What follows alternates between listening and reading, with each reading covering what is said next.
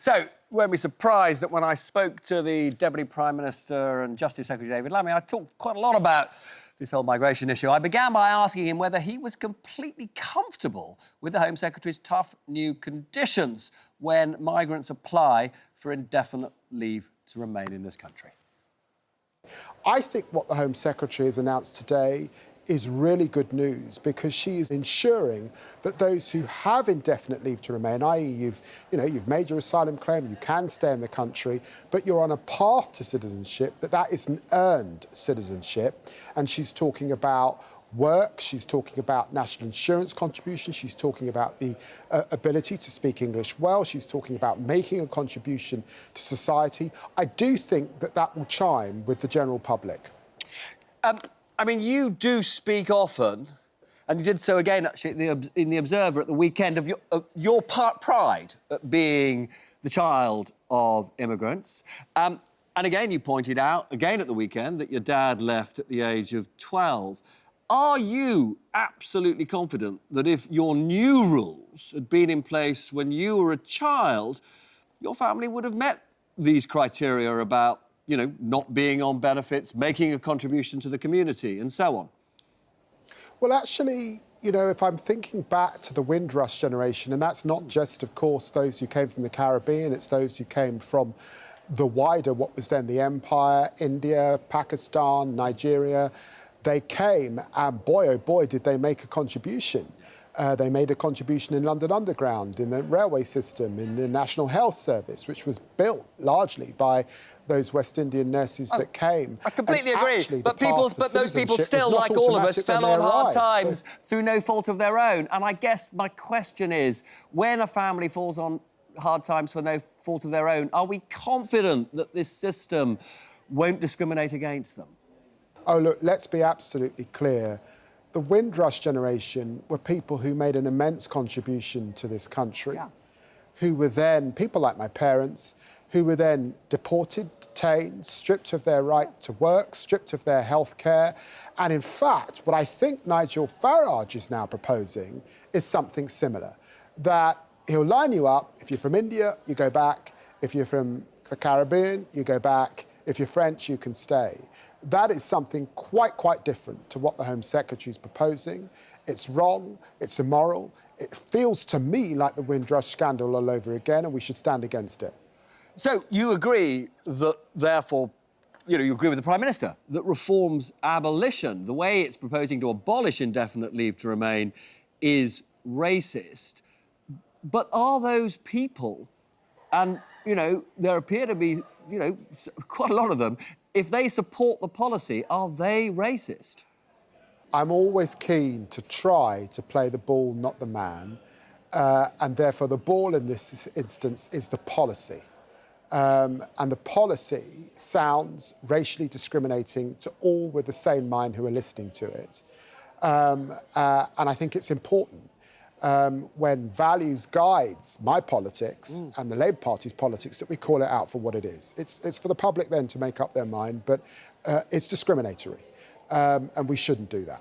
But if it is racist, if it is discriminatory, I'm sorry to press you on this, but, people will want to know, are you basically saying that if you're not a racist and you support it, you just don't understand the policy and therefore you're a bit thick? I'm not getting into that. Look, I'm absolutely clear. If you've got no right to be in the country, you must be deported back to the country from which you came. As Foreign Secretary, I deported. That increase was 14%. 35,000 people left our country. I'm proud of that, because people who shouldn't be here shouldn't be here.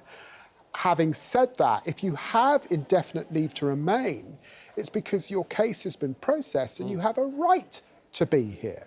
Citizenship is something else entirely.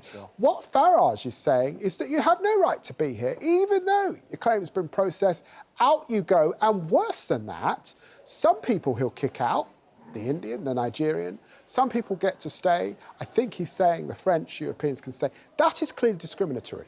And I'm going to call it what it is. You say you want to play the ball, not the man. In 2014, I don't know if you remember this, you did call Nigel Farage racist.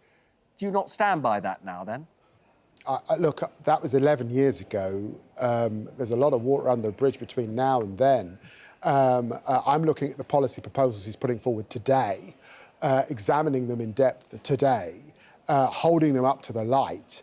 I don't want to caricature him and obscure the implications of his policy proposal on a whole range of issues. So he is not a racist anymore, right up just to the to be next clear. general election. But would you like to say he's not a racist then? I've said to you, Robert, that I'm concentrating on his policies. I think that is the way to go. Hold those up to the light. The personality stuff, in the end, in my experience, and I've been in politics 25 years, it doesn't really get you very far. It's about what his proposals are for the people of this country.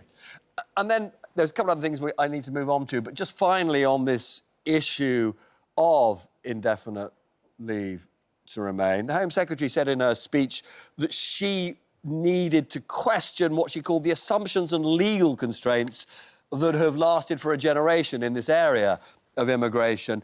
Do you know what she's referring to? Does she mean the European Convention on Human Rights? I think she's joining a debate that they're having across European countries like Denmark, like Italy, like France, where they are looking at the way that people are using, for example, parts of Article 8 to claim right to a family life. And there is a debate now amongst European leaders and European Home Secretaries, Justice Secretaries, Foreign Ministers, about the articulation of the European Convention of Human Rights to meet today's challenges. And she's joining that debate, and I would want to work alongside her with that. And, I mean, you're a lawyer. Keir Starmer is a lawyer. Some have said to me that actually if there's going to be reform of the European Convention on Human Rights, you're the right people to lead it. Well, what I don't think is right is just wholesale pulling out of the European Convention of Human Rights. You know, it's bizarre that the party of Churchill is now proposing that. I say that because it would completely cut across the Good Friday Agreement and bring back the Troubles in Northern Ireland. But looking closely at the implications, the way that people may be playing the system, that is something that I'm quite willing to do with fellow justice ministers who are also raising these concerns when we come together. Now, you immersed yourself as Foreign Secretary in the tragedy unfolding in Gaza. As you know, there is a possible plan, when there is a ceasefire and peace, for Tony Blair to go in as a kind of viceroy, a sort of interim governor of Gaza. Do you think that would be a good idea? Tony did a lot of work right from the beginning on what would happen on the day after, and he was a little bit critical that there was so much focus on a ceasefire, no one would actually be able to solve this until they completely dealt with what happens in the governance of Gaza afterwards in order to get to that ceasefire. And I think he was right about that. Now, look, the Palestinian Authority's got to be part of the mix here, and there's got to be a transition to the Palestinian Authority. We're talking about the administration, we're talking about the governance, we're talking about the policing, we're talking about the rebuilding of Gaza. I think that's going to take a lot more than one individual. And I think it's probably got to include Palestinians and Arab states. I've seen Tony's name in the mix.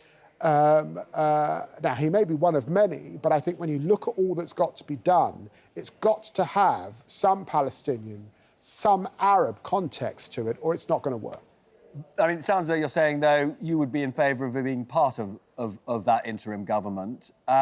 Finally, Well, I'm very suspicious of the term viceroy. I don't think that going back to a mandate is going to work, Robert. I really don't. Yeah, I don't think that's what the Palestinian people want, or is in the interest of Israel. No, that sounds completely rational to me. And then just finally, you praised Angela Rayner today. What is her way back to the front line of politics? Oh, look, Angela Rayner is a woman in her 40s. She is going to continue to make a big contribution to the Labour movement in the years ahead. I have no doubt about that. I described her as a working-class hero. She's a beacon for working-class women across our country. She made a huge contribution on planning, a huge contribution on employment rights, and she will continue to play a role.